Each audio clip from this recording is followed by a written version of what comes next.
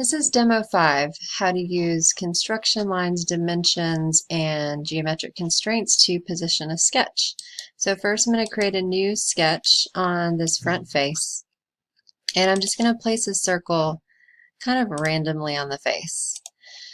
And there, I'm going to hit escape to go off the circle tool, and now I can do a lot of things with the circle. I can grab the center and drag it around. I can resize it by grabbing the outside and moving it in or out. But sometimes I want it to be an exact size, let's say 1 inch in diameter, and sometimes I want it to be in an exact position.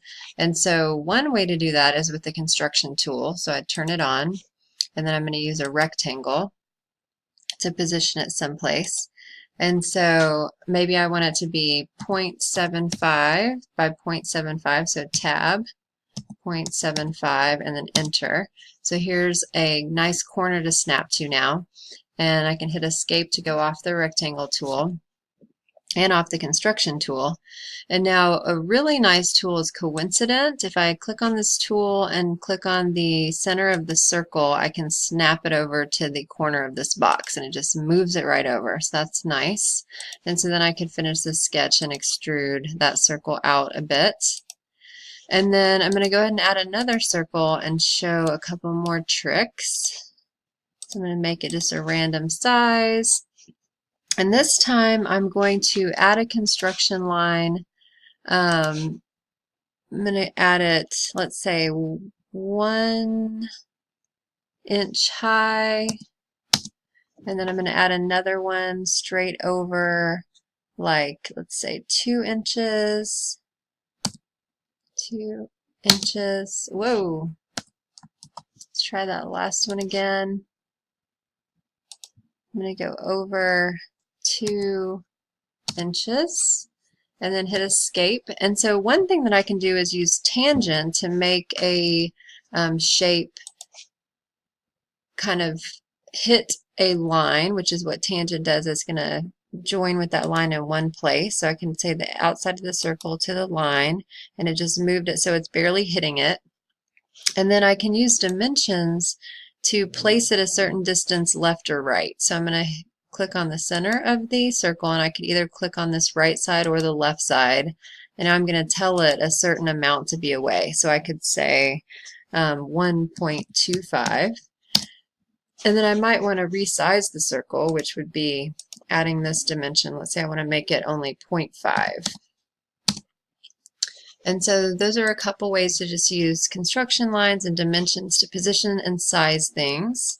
And then let's say I want to cut this in just a little bit, maybe just 0.1 inches. Just make a little cut in.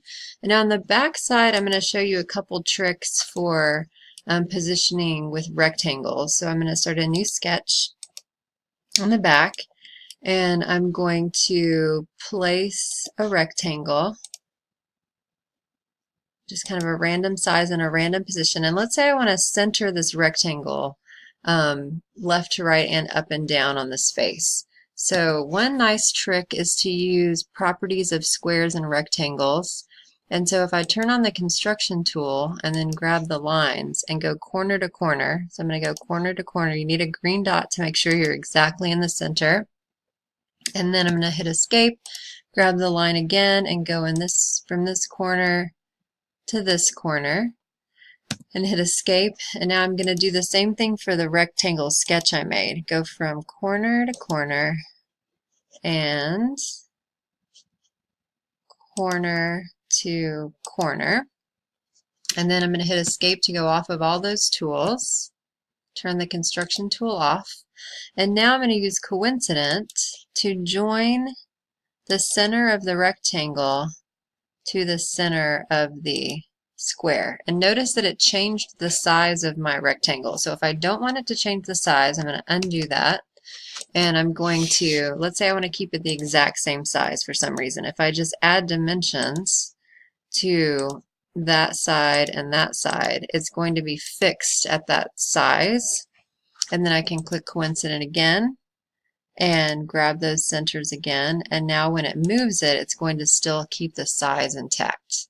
So I could finish that sketch now. and I could extrude it outward, let's say 0.25. And those are just some tricks for locating, moving around sketches using the construction tool and geometric constraints and dimensions.